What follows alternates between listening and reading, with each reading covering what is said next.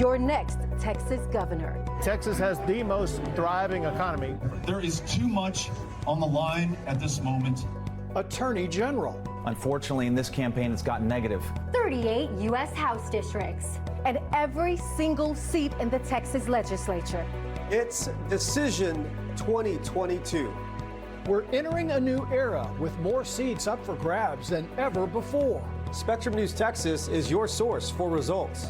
With crews across the state standing by live. And a dedicated team here in the newsroom analyzing the very latest. Live Decision 2022 coverage continues right now.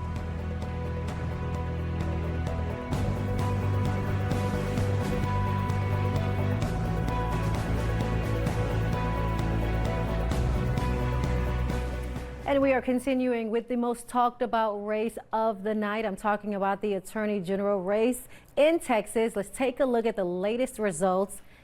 Starting with the Republican side, right now with 64% of precincts reporting, you can see that Ken Paxton has 42% of votes, followed by George P. Bush with 22%. Eva Guzman has 18%.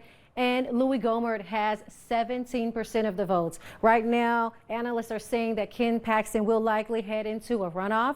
But with who, we are trying to figure that part out. Still getting numbers coming in. You see Mike Fields and others there. Let's look on the Democratic side right now. We've got Rochelle Garza with 43% of the votes, Joe Jaworski with 21%, Lee Merritt with 18%, and that is with 58% of precincts reporting right now. We want to get back to our political analysts. We're talking about this Attorney General race, trying to see who Paxton will square off with in May during a runoff. Who will it be? Brett.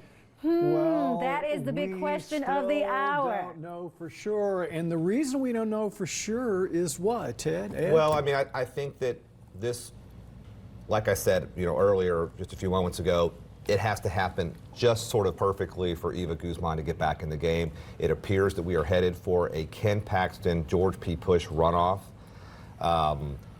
Earlier in the evening, it was very, very close between these two, but George P. Bush has opened up a lead that does look like it's sustainable, and I think that's where we're headed. We're headed for a George P. Bush and Ken Paxton runoff. We are in for a sort of political clash of the titans because Donald Trump has enthusiastically supported Ken Paxton. We know where the Bush family is going to be, and I think there's going to be runoffs are different types of animals, and I'm expecting this one to be a hotly contested race. Before we get to the runoff, though, let's think about the other really important contest. Who gives the rose to Louis Gohmert? Or who does Louis Gohmert give the rose to, right? Or does he even want a rose, knowing Gohmert? Who gets those voters? It's kind of the wild card here. You know that Guzman and George P. Bush, there's no love lost between them. So those dynamics, I think, are really interesting. The phone calls that get exchanged the morning after an election, normally you try to build bridges with your opponent, you try to win over their supporters. Interesting to see where the Gohmert and Guzman voters go. Okay, well, let's go to where Paxton is or has been all evening long. Our Lupe Zapata is with the Paxton campaign in McKinney, Texas. Lupe, take it away.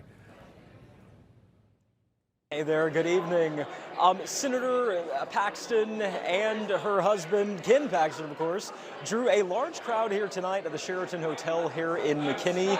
There was a lot of fanfare as the couple kissed multiple times on the stage tonight. It was very clear that they were trying to drive home, that they were happy together. A lot of praise on both sides as they spoke. Angela Paxton said that it is not the time for a rookie attorney general to be taking office right now. Now, just moments after the State of the Union, Ken Paxton had a lot of negative things to say about the Biden administration. Take a look.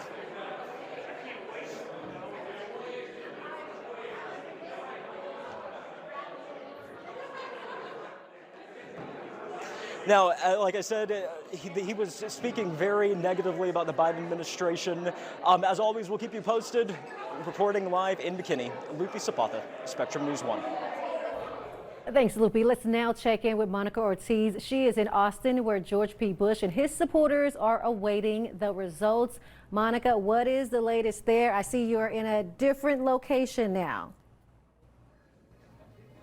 I'm still in the same location right now. It's just the watch party was taking place to the right of me, left of your screen, and they've come out now behind sit back here. Some of the people have left behind us, but this venue closes at 11, so a lot of people are moving out. That's probably what you're seeing. But right now, there's still a lot of momentum with everybody here at Commissioner George P. Bush's watch party. We just spoke to him for the third time, and he says right now he's confident tonight. It's looking more and more like there's going to be a runoff for this race. Ken Paxton acknowledged it earlier. We just heard the same thing right now from Commissioner George P. Bush. So this is where he said he wanted to be from the beginning of the night, and it's looking like that's going to be the case. Going to be the case. Monica, thank you so much for that. I want to go back to our political analysts because they are tracking this information just as we are and providing that commentary to give us context and perspective. Yeah, I think what is going to dominate the conversation now, Nicole and guys, is George. Which George P. Bush are we going to see? The moderate, the docile George Bush? Or are we going to see a street fight with him and Paxton? If in fact that's the